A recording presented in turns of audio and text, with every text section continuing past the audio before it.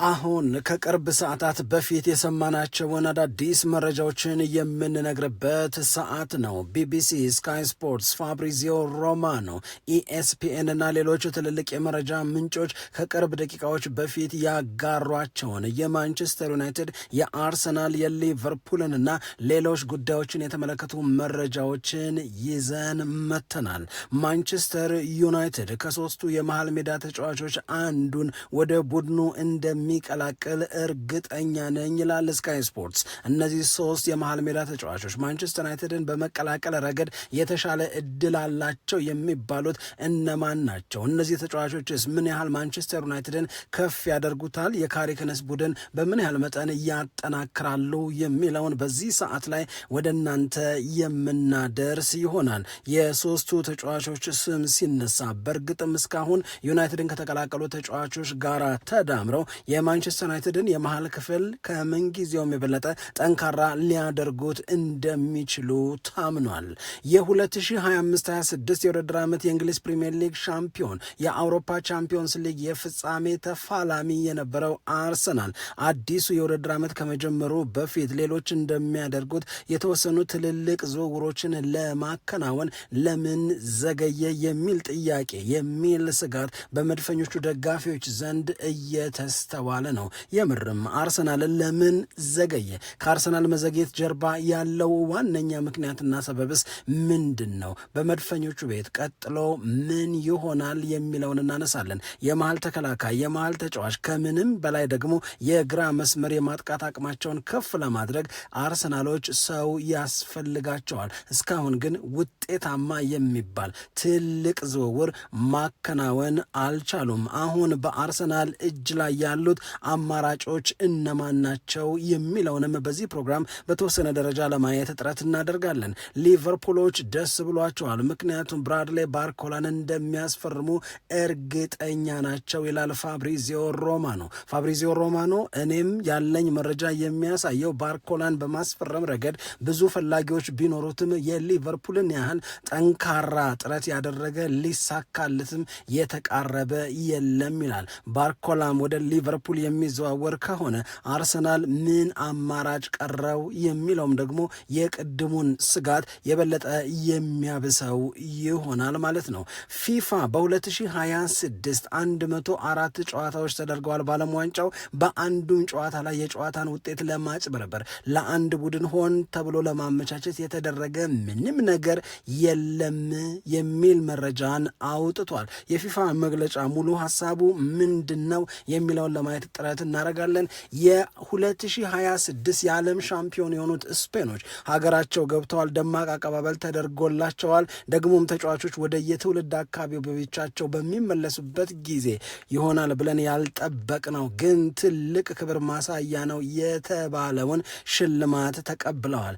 ያልተለመደ የሚመስል ዓለም ትኩረት የሰጠው ብዙዎችን ያነጋገረ አንዳንዶችን ያሳቀው ለስፔን ተጫዋቾች የተሰጠው ሽልማት ምንድን ነው? የሽልማቱ የጀርባ ምክንያትና ምስጢርስ ምንድን ነው የሚለውን ለማየት ጥረት እናደርጋለን። ሰላም ጤና ይስጥልን፣ እንደምናላችሁ የተከበራችሁና የተወደዳችሁ የሸገር ስፖርት ዊዝ አበበ ግደይ የዩቲዩብ ቻናል ቤተሰቦቻችን በያላችሁበት እጅግ አስደሳች ጊዜን እያሳለፋችሁ እንደሆነ ተስፋ እናደርጋለን። መልካሙን ሁሉ ለእናንተ እንመኛለን። ታዲያ ይህንን ሸገር ስፖርት ዊዝ አበበ ግደይ የሚለውን የእኛን የዩቲዩብ ቻናል ሰብስክራይብ አድርጉ፣ የደውል ምልክቱን ተጫኑት፣ ሊንኩን ለሌሎች አጋሩና በተከታዮች ቁጥር እንድንበዛ የምንሰራቸው ፕሮግራሞችም ብዙ ሰዎች ጋር መድረስ እንዲችል ማገዛችሁን ቀጥሉ። እስካሁን ላበረታችሁን አቅም፣ ጉልበት፣ ድጋፍ ለሰጣችሁን በሙሉ የላቀ ምስጋናችን ይድረሳችሁ እንላለን። ከልብም እናመሰግናለን። ቀዳሚ የምናደርገው በብዙ የተተቸው በብዙ የተወቀሰው ምናልባትም ደግሞ ከወቀሳና ከትችቱ በላይ በብዙ የተጠረጠረው ፊፋ በ2026 የዳኝነት በደሎች፣ ሆን ተብለው የተደረጉ ማዳላቶች፣ በተወሰነ ደረጃ ለተወሰኑ ብሔራዊ ቡድኖች ልዩ ጥቅም እንዲገኝ የለፋበት የ2026 የዓለም ዋንጫ ነው ይላሉ በጣም ብዙ ሰዎች። ታዲያ እንደነዚህ ያሉ ትችቶችን እየተቀበሉ የሚያስተጋቡ የተለያዩ ሚዲያዎችም አሉ። አንዳንዶቹ ጥርጣሬውን በማሳያ ለማስደገፍ ጥረት ያደርጋሉ። ደግሞ ፊፋም በውድድሩ ላይ የተሳተፉ የተበድለናል ስሜት ያላቸው ተቃውሞና ቅሬታቸውን በአደባባይ የተናገሩ አሉ። ለምሳሌ አርጀንቲናና ግብጽ ሲጫወቱ የግብጽ ብሔራዊ ቡድን ተጫዋቾች በፊፋ በዳኞች በተወሰነብን ያልተገባ ውሳኔ ከውድድሩ እንድንወጣ ተደርገናል ብለው ያምናሉ። የግብጽ ብሔራዊ ቡድን አሰልጣኝ ሆሳም ሐሰን ፊፋ የሚፈልገው አርጀንቲናና ሜሲ ባለም ዋንጫው ላይ እንዲቆዩ ነው፣ ለማርኬቲንጉ ሲል፣ ለገቢው ሲል፣ ለገንዘቡ ሲል የእነሱን መቆየት ከኛ ይልቅ ይፈልገዋል። ስለሚፈልገውም እኛን በድሎ እነሱን ጠቅሞ በውድድር ውስጥ አቆይቷቸዋል፣ ያልተገባ ነገር ተደርጎብናል ብለው ተናግሯል በአደባባይ። ወደ ሀገሬም ስመለስ የዓለም ዋንጫውን በጭራሽ በቴሌቪዥን ቁጭ ብዬ አላይም፣ ለመጭበርበር ለምንድነው ቁጭ ብዬ ጨዋታ መመለከተው እስከ ማለት ደረጃ ደርሷል።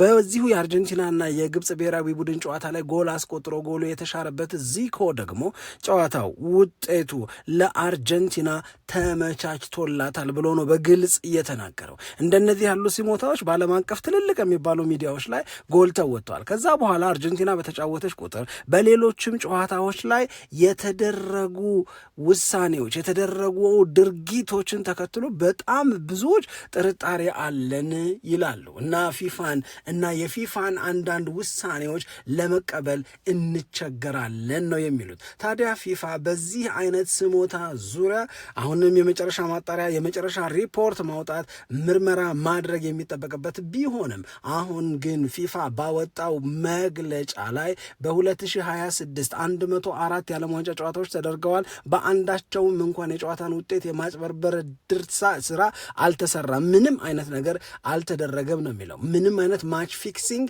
አልነበረም። ማች ፊክሲንግን በተመለከተ ወይም የጨዋታ ውጤትን ማጭበርበር በተመለከተ ስጋት እንዳይገባችሁ በጣም እርግጠኛ ሁኑ ነው የሚለው ፊፋ። 104ቱም ጨዋታዎች በተገቢው መንገድ የተከናወኑ ናቸው። እንግዲህ አቋማሪ ድርጅቶች አሉ። እነዚህ አቋማሪ ድርጅቶች እጃቸውን ሰደው ወደ ዓለም ዋንጫው ገብተው የጨዋታ ውጤት ለነሱ የውርርድ ቁማር እንዲመች አድርገዋል የሚለው ነገር ላይ እስካሁን ድረስ ተጨባጭ ማስረጃ የለም። ከዚህ አንጻር የሚያሰጋንም ነገር የለም ነው የሚለው የፊፋ መግለጫ። በሌላ በኩል ብዙዎች የተሰማቸውን የቅሬታ ስሜት የተበድለናል ስሜት ለሆኑ ብሔራዊ ቡድኖች ማመቻቸቶች ተደርገዋል በሚለውም ጉዳይ ላይ ፊፋ ይህንንም ለማስተባበል ነው ጥረት ያደረገው። ይህንን ሲያስተባብል አንድም አሁን ከሰዓት በኋላ ማምሻው ላይ ባወጣው መግለጫ፣ ሁለትም ደግሞ በነኮሊና በኩል በሰጠው ማብራሪያ ነው። ዳኞች ሚሽን ተሰጥቷቸው እገሌን ጥቀሙ፣ እገሌን በድሉ፣ ይህንን ጨዋታ እንዲህ ባለ መንገድ እንዲጠናቀቅ አድርጉ ተብሎ ሚሽን የተሰጠበት ምንም አይነት አጋጣሚ የለም ነው የሚለው የፊፋ መግለጫ። እንደውም ፊፋ ምን ይላል? የሰስፒሺየስ ወይም አጠራጣሪ የሚባል አክቲቪቲ እንኳን እስካሁን አይደንቲፋይ ማድረግ አልቻልኩ፣ ይሄ ነገር ያጠራጥራል፣ እስኪ በዚህ ጉዳይ ላይ ልመርምረው የሚያስብል አይደለም ሆኖ ላገኘው አጠራጣሪ ነገር እንኳን መኖሩን እርግጠኛ መሆን አልቻልኩም ነው የሚለው እሱ። እና እስካሁን ድረስ በተሰበሰበው መረጃ እና የተሰበሰበው መረጃ አናላይዝ በማደርግበት ሰዓት ላይ በሙሉ የ2026 የዓለም ዋንጫ ላይ የተመደበው ታስክ ፎርስ አይደንቲፋይ ያደረገው ምንም አይነት አጠራጣሪ ነገር የለም። የለየው ያወቀው የደረሰበት ምንም አይነት አጠራጣሪ ነገር የለም። ቤቲንግ አክቲቪቲዎች ወይም ደግሞ የማች ፊክሲንግ መኖሩን የሚያጠራጥር ምንም አይነት ነገር የለም። ስለዚህ በየትኛውም የ2026 የዓለም ዋንጫ ላይ ብዙዎቻችሁን ያሰጋው ነገር አልተደረገም፣ አልተከናወነም ብሎ ነው የሚያምነው። አሁንም በፊፋ በኩል የመጨረሻ የሚባለው ማጣሪያ ምርመራ ተደርጎ የሚገኝ ነገር ካለ ይፋ ይደረጋል ተብሎ ነው የሚጠበቀው። ለጊዜው ግን ስጋታችሁ ከንቱ ነው እያለ ነው ፊፋ። ወደ አስገረመን ሁለተኛ ጉዳይ እንሂድ። ያስገረመን ነገር የ2026 የዓለም ዋንጫን ስፔን በፌራን ቶሬስ ብቸኛ ጎል አርጀንቲናን አሸንፋ ዋንጫውን አሸንፋለች። እናም የስፔን ብሔራዊ ቡድን ተጫዋቾች ወደ ሀገራቸው ተመልሰዋል። ወደ ሀገራቸው ሲመለሱ ህዝቡ ግልብጥ ብሎ ወጥቶ ነው አቀባበል ያደረገላቸው። ይሄ በዋና ከተማው የነበረው የአቀባበል ስነስርዓት ከተጠናቀቀ በኋላ የስፔን ብሔራዊ ቡድን ተጫዋቾች ወደ ትውልድ አካባቢዎቻቸው ደግሞ ተመለሱ። እናም በትውልድ አካባቢዎቻቸው ደግሞ በተናጠል በመቀጠል አካባቢውን ለሚወክሉ ተጫዋቾች አቀባበል ተደረገ። አንዳንዶቹ ጋር ደግሞ የሽልማት ስነ ስርዓት ተከናውነዋል። ስለዚህ በዚህ ሂደት ላይ እንግዲህ ሩይዝ ማለት ለፓሪስ ሳን ጀርማ የሚጫወተው የመሃል ሜዳ ተጫዋች በዋንጫው ጨዋታም ላይ ተሰላፊ የነበረው፣ ሌላኛው ደግሞ ጋቪ ነው። ጋቪ የባርሴሎናው ተጫዋች የተወለዱት አንድ አካባቢ ነው። እነሱ የተወለዱበት አካባቢ 40 ሺህ ያህል ነዋሪዎች ናቸው ያሉት። ከነዚህ 40 ሺህ ነዋሪዎች ካሉበት አካባቢ ወጥተው ስፔንን በዓለም ዋንጫ ወክለው የዓለም ዋንጫ ሻምፒዮን ወይም የዓለም ዋንጫ አሸናፊ ሆነው ስለተመለሱ ነው ሎስ ፓላሲዮስ የሚባለው አካባቢ ሰዎች፣ ነዋሪዎች፣ አስተዳዳሪዎች ወጥተው ለነሱ የተለየ የሽልማት ፕሮግራምን ያዘጋጁላቸው ለሩይዝ እና ለጋቪ ማለት ነው። ታዲያ የተለየ የሚባለው ሽልማት በኪሏቸው ልክ ቲማቲም መስጠት ነው። አስገራሚ ነው። የእውነት ለመናገር የማይጠበቅም ነው። ስለዚህ በዚህ መሰረት የፓሪስ ሳን ጀርማው የመሃል ሜዳ ተጫዋች ሩይዝ 85 ኪሎ ነው። 85 ኪሎ ቲማቲም ሰጥተውታል። የባርሴሎናው ጋቪ ደግሞ 68.5 ኪሎ ግራም ነው።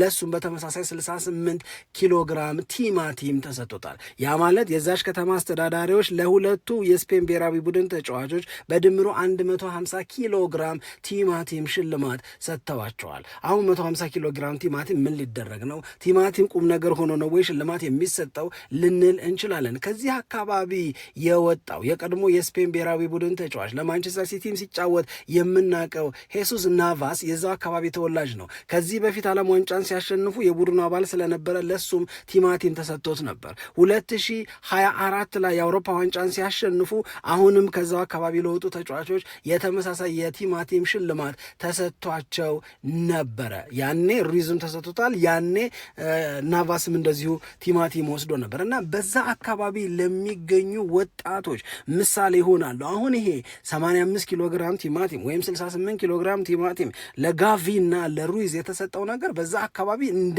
ትልቅ የክብር መገለጫ ተደርጎ ነው የሚወሰደው። በጣም ትልቅ።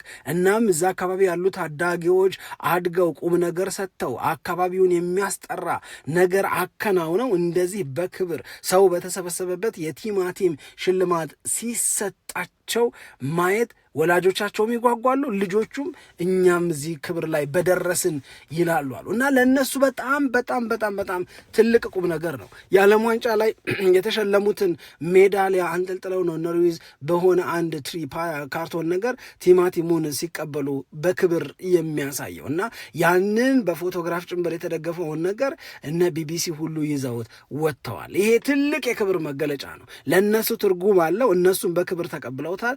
ለዓለም ዋንጫ አሸናፊዎች 150 ኪሎ ግራም ቲማቲም ተሰጣቸው የሚለው ግን ለእኛ ለሩቅ ሰዎች እንግዳም በተወሰነ ደረጃም የሚያስገርምና የሚያስቅ ሊሆን ይችላል። እነሱ ግን ትልቁን ክብር አገኘን ባይ ናቸው። ወደ ክለቦች ጉዳይ እንሄድና ሊቨርፑልን ደግሞ እናንሳ። ሊቨርፑል በ2026-27 ቡድኑን ማጠናከር መቻል አለበት። በተለይ የመስመር ማጥቃት አቅሙን ከፍ ማድረግን ይፈልጋል። ለዚህ መሐመድ ሳላህ ስለወጣ የመሐመድ ሳላህ ቦታ መተካት አለበት፣ የተሻለ ተጫዋች መፈለግና መገኘት አለበት የሊቨርፑል እምነት ነው። ይሄንን የሊቨርፑልን እምነት እውን ለማድረግ እንግዲህ መጀመሪያ ዲዮማንዴ ተብሎ ነበረ። ከአርቢ ላይፕሲች ይህንን ተጫዋች ለመውሰድ ሊቨርፑል ገንዘብ ይዞ ቀርቦ ነበር። አርቢ ላይፕሲች ያንሰኛል አለ። እንደገና ገንዘቡን ለማስተካከል ጥረት አደረገ። በመሃል ግን ዲዮማንዴን ለማስፈረም ፓሪስ ሰን ጀርማ ፍላጎቱን ሲያሳይ ዲዮማንዴ ሊቨርፑልን መቀላቀል አልፈልግም፣ ፒኤስጂ ምርጫዬ ነው አለ። ስለዚህ የሊቨርፑል ዲዮማንዴን የማግኘት እድል አከተመ፣ አበቃ። በነገራችን ላይ አሁን ከጥቂት ደቂቃዎች በፊት እየወጡ ባሉት መረጃዎች አርሰናል አሁንም በዲዮማንዴ ጉዳይ ላይ ተስፋ አልቆረጠም ይሉናል። የሚችለውን በሙሉ ያደርጋል ተብሎም ይጠበቃል ነው የሚሉት መረጃዎች። ለማንኛውም ዲዮማንዴን ካጣ በኋላ የኢራዮላ ሊቨርፑል እዛው የመስመር ማጥቃት ላይ ተጫዋችና አዲስ አሪፍ ሰው ይፈልጋል። አሁን ፋብሪዚዮ ሮማኖ እንደሚነግረን ከሆነ ሊቨርፑል ከአርሰናልም ከባየር ሚዩኒክም ከሌሎችም ፈላጊዎቹ ቀድሞና በልጦ ብራድሌ ባርኮላን ከፓሪስ ሰን ዠርማ ይወስዳል ነው የሚለው። በዚህ ሊቨርፑል እርግጠኛ ነው። አሁን ባሉት መረጃዎችም ከሁሉም የባርኮላ ፈላጊዎች ይልቅ ይህንን ተጫዋች የማግኘት እድል ለሊቨርፑል የበለጠ ተመቻችቷል። ሊቨርፑሎችም ኮንፊደንት ናቸው፣ እርግጠኞች ናቸው ይህ ተጫዋች በእጃቸው እንደሚገባ። ባርኮላ ከፓሪስ ሰን ዠርማ ጋር መቀጠል አይፈልግም። ባርኮላ በአሰልጣኝ ሉዊስ ኤንሪኬ የሚሰጠው የመጫወት እድል የተገደበ በመሆኑ ደስታ አጥቷል። መሆን አለበት የሚለው ነገር እየሆነ አይደለም። ስለሆነም መሆን አለበት ብሎ የሚያምነው ነገር ከፓሪስ ሰን ዠርማ ጋር በሰላም መለያየትና የራሱን ውሳኔ ወስኖ የበለጠ የምጫወትበት የበለጠ አቅሜን የማሳይበት አዲስ ቡድን መኖር አለበት ነው። ሉዊስ ኤንሪኬም ለባርኮላ የመጫወትን ዋስትና ሊሰጠው አልቻለም። ስለዚህ ፓሪስ ሰን ዠርማ ልጁን ለመሸጥ 100 ሚሊዮን ፓውንድ በትንሹ ያ ማለት 100 ምናምን ሚሊዮን ዩሮ ይፈልጋል ነው። ይሁን እያለ ነው ሊቨርፑል። ለዚህ ተጫዋች ይሄ ገንዘብ ይከፈል። ምክንያቱም ኢራዮላም የሊቨርፑል ሌሎች ባለስልጣናትም የባርኮላ እንቅስቃሴ በጣም ከሚያስደስታቸው በጣም ከሚያስመካቸው ሰዎች መካከል ናቸው። አሁን ትልቁ ጥያቄ ይሄ ለሊቨርፑል ደስታን የሚፈጥር ይመስለኛል። በተለይ 2026 ዓለም ዋንጫ ላይ ባርኮላ በጣም ጥሩ እንቅስቃሴን አሳይቷል። ይህንን ተጫዋች ማግኘት ለሊቨርፑል ደስታ ሲፈጥር፣ አርሰናል ቤት ግን ጥያቄን ያስነሳል። ልብ እንበል፣ አርሰናል ይፈልጋቸዋል የተባልናቸው በጣም በርካታ ተጫዋቾች አሉ። ያለምንም ጥርጥር የአርሰናል የመስመር እንቅስቃሴ አሁንም በሚፈጸሙ ዝውውሮች የበለጠ መጠናከር መቻል አለበት። ዚስ ትክክለኛው ነገር የግድም ነው። እስካሁን ድረስ የዞሊስን ዝውውር ነው ዛሬ ሙሉ በሙሉ ያጠናቀቀው። እንግዲህ ትሮሳርድን ሸኝቷል፣ ዞሊስን ደግሞ አስፈርሟል። ይሄ በቂ እና ተጫዋቹ ሙሉ በሙሉ የአርሰናልን የግራ መስመር የማጠናከርን ኃላፊነት ይወስዳል። በቃ እሱን ካስፈረሙ በቂ ነው የምንልለት አይደለም። የሚጫወትበት የነበረው ሊግና አሁን የተቀላቀለው ሊግ ከፍተኛ ልዩነት አላቸው። ራሱን በእንግሊዝ ፕሪሚየር ሊግ በአርሰናል ማሊያ የበለጠ ማረጋገጥ መቻሉን እርግጠኞች አይደለንም። ስለዚህ ምንድን ነው መሆን ያለበት አርሰናል ሌሎች ፕሩቭን የሆነ አቅም ያላቸው የተረጋገጠ ችሎታ ያላቸው ለውጥን ለአርሰናል ሊያመጡ የሚችሉ ፊርማዎች መፈረም አለባቸው። ተጫዋቾች ወደ ሰሜን ለንደን መሄድና የአርሰናልን ማሊያ የሚለብሱበት ስምምነት ላይ መድረስ መቻል አለባቸው። እስካሁን ድረስ እየሆነለት እየተሳካለት አይደለም። ለምን ስንል ሞርጋን ሮጀርስ ተባለ። ሞርጋን ሮጀርስ በ117 ሚሊዮን ፓውንድ ቼልሲን ተቀላቀለ። የአርሰናል የክረምቱ ዋና ፕራዮሪቲ ዋነኛ ጉዳይ ሞርጋን ሮጀርስን ማስፈረም ነው ሲባል ነበር። አልሆነም። አሁንም እየሰማን እንዳለ ነው ብራድሌ ባርኮላ በፋብሪዚዮ ሮማኖ አገላለጽ ሊቨርፑልን የመቀላቀል እድሉ እጅግ በጣም እየሰፋ መጥቷል ነው። ስለዚህ ሁለተኛውን አማራጭም አርሰናል እያጣ ነው። ስለዚህ ሌሎች አማራጮች እነማን ናቸው? እነዚህ ያሉ የሚባሉት አማራጮች በትክክል የአርሰናልን የግራ መስመር አፕግሬድ ያደረጉታል ወይ? ከትሮሳርድ ከጋብሪኤል ማርቲኔሊ የበለጠ እና የተሻለ እንደ ቀይ መስመሩ ሁሉ አስተማማኝ አገልግሎት የሚሰጥበት ያደርጉታል ወይ?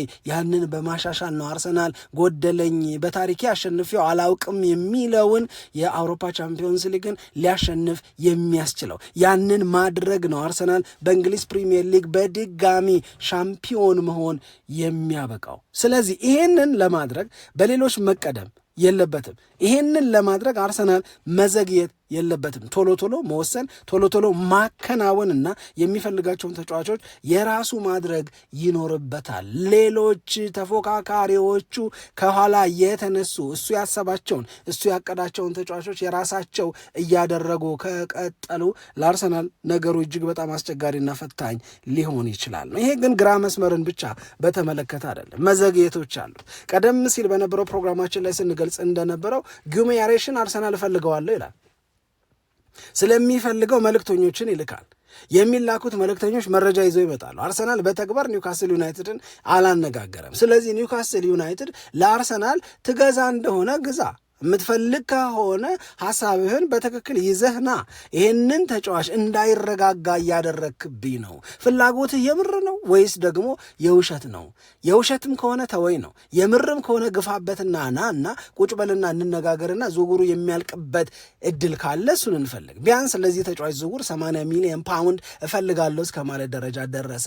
ኒውካስል ዩናይትድ ተበሳጭቶ እኔንን የሚናገረው መሀል ክፍሉን ማጠናከር እንዳለበት የሚያምነው አርሰናል አሁንም ወስኖ ተጫዋቾችን የራሱ ለማድረግ እየዘገየ ነው። ሰሜን ለንደን ላይ ቶተንሃም ሆትስፐርስ እየሰራ ያለው ራስን የማጠናከር ስራ የሰሜን ለንደን ደርቢ ጨዋታ እንዳለፉት ዓመታት ለአርሰናል ቀላል እንደማይሆን የሚያሳይ ነው። ምክንያቱም ቶተንሃም ቆርጦ በጣም ጥሩ የሚባሉ ዝውውሮችን አከናውኗል። የመሃል ክፍሉን ለማጠናከር ብቻ ያስፈረማቸው እንደነ ማቲያስ ፈርናንዴዝ እንደነ ሳንድሮ ቶናሊ ያሉ ተጫዋቾች ለአርሰናል ከአምናው የጨመረ ስጋት መሆኑን ቶተንሃም ያሳያል። ምንም ጥያቄ የለውም። አሁንም ገና አዘዋውሬ አልጨረስኩም፣ ተጨማሪ ዝውውሮችን አደርጋለሁ ብሎ መግለጫ እያወጣ ነው ያለው ቶተንሃም ሆትስፐርስ። ስለዚህ አርሰናል መሃል ክፍሉንም ለማጠናከር ልክ እንደ ግራ መስመሩ ሁሉ መዘግየት የለበትም፣ ፈጥኖ መወሰን እንጂ።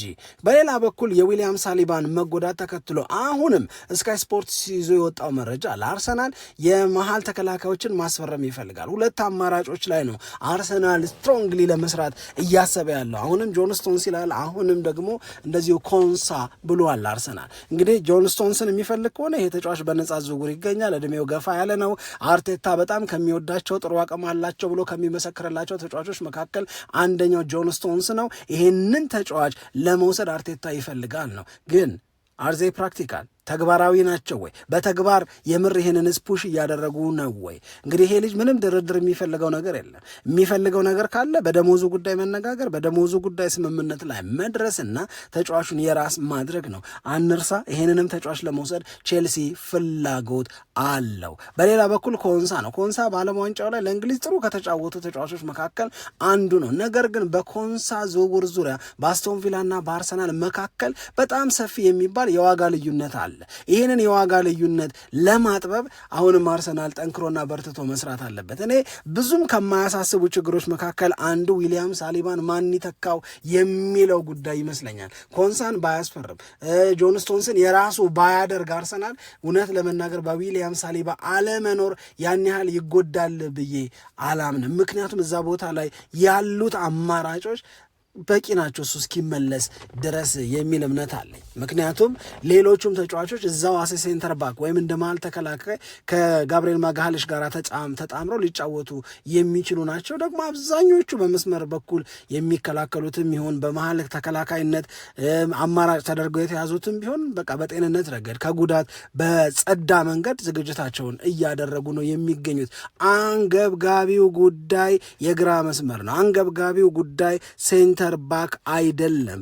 የመሃል ክፍሉን ለነ ዴክላን ራይስ የመሃል ክፍሉን ለሌሎቹ እዛ ቦታ ላይ ላሉት ለነ ዙቢሜንዲ አማራጭ መፍጠር ነው። እዛ ላይ ነው አርሰናል መጎበዝና መበርታት የሚጠበቅበት ብዬ አስባለሁ። ማንቸስተር ዩናይትድን በተመለከተ ከቅርብ ሰዓታት በፊት የሰማናቸው መረጃዎች የሚከተሉት ናቸው። አንደኛው ጉዳይ ማንቸስተር ዩናይትድን የሚቀላቀለው ሶስተኛው አማካይ ተጫዋች ማን ነው የሚል ነው።